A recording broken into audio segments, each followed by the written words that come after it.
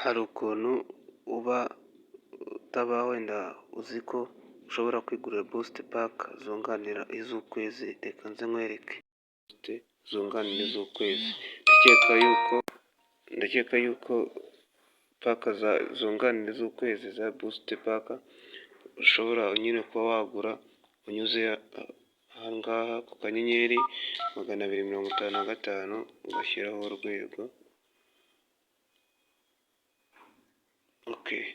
Noneho ukaza ugahitamo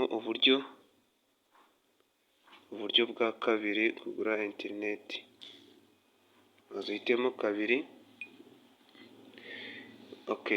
Noneho urabona busite paka za busite zunganira iz'ukwezi ari iza 500 jigabayiti 5. Uraza ugahitamo uburyo bwa gatatu